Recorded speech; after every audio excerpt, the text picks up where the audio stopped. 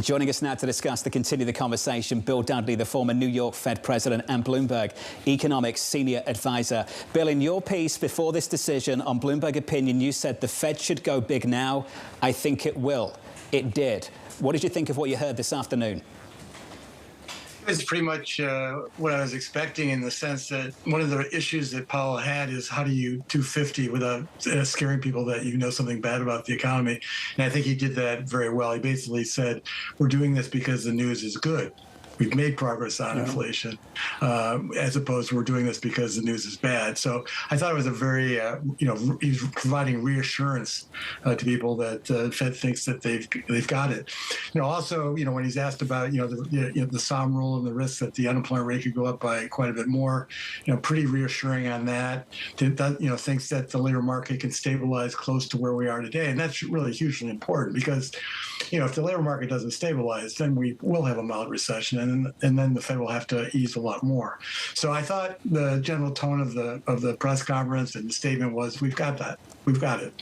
Bill, congratulations. Your essay today, you think you were one of the Fed whisperers everybody's talking about out there right now. Bill Dudley, I look at where we are and where we're heading, and it simply comes down to the strength of the American economy.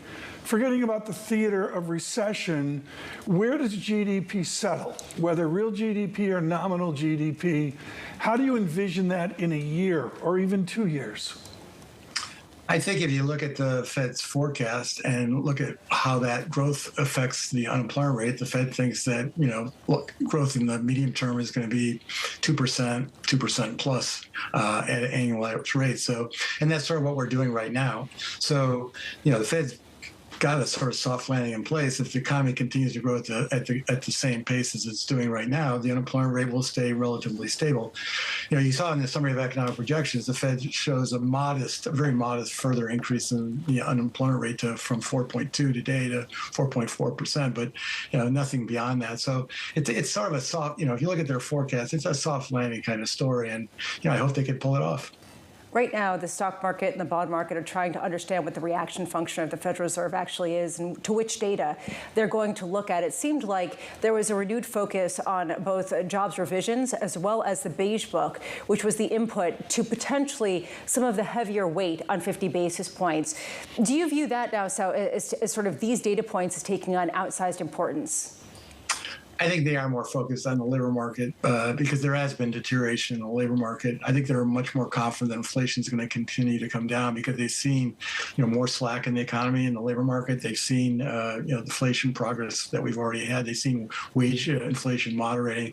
So I think their concerns are very much on the labor market side. So when I'm looking at the economic data right now, I'm really focused on the labor market data, and that will determine whether we just continue at a relatively modest pace after this of 25 basis points reductions, which is essentially what was implied in the summary of economic projections, or whether they'll become more concerned about downside risk, and then we'll have to throw in a few 50s.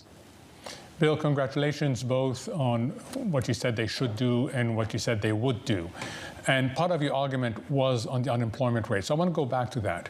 The revision up to 4.4% by the end of this year stays at 4.4% at the end of 2025. Are you comfortable that we can stabilize here without the tipping points that you were so worried about? We're going to find out over the next year. I mean, the SOM rule is a very simple, tells a very simple story. When the unemployment rises beyond a certain threshold, the next stop is a full-blown recession. The question is, what's the right threshold? Historically, the SOM rule threshold has been a 0.5 point rise in the unemployment rate on a 3-month moving average basis over a 12-month period, and we've already pierced that threshold. So you have to believe that there is some risk here. Paul was asked about the risk and downside risk to the labor market, and he sort of mostly dismissed that. But I do think that I actually do think the risks are maybe at best they're balanced, but I would actually be more concerned about the downside risk to the labor market now than the upside risk to inflation. Bill, you'll always find a politician that's unhappy. I've found one. Senator Warren. This cut in interest rates is yet another acknowledgement that Powell waited too long to reduce interest rates. I do think the politics are relevant here. November 7th will be the next meeting. We might have a decision in hand by the American public as to who they'd like the next president of the United States to be. We might know the makeup of Congress as well. We might have a better idea of what policy looks like in 2025. Bill, you've lived this. You were on the FOMC back in 2016, I believe. Can you walk me through your experience back then and whether the same applies this time around? I would be very surprised if the election outcome affected what the Fed does over the near term, because, an election outcome is one thing, but what the incoming president will be able to do with, a closely divided Congress remains very uncertain. And so I think the Fed reacts to the world as it is, as opposed to speculates about how the world could be. So I would be very surprised if the Fed doesn't cut rates at the November meeting. I mean, if they don't cut rates at the November meeting, it's because the economy is bounced back and very strong, or the inflation news is, really bad between now and then.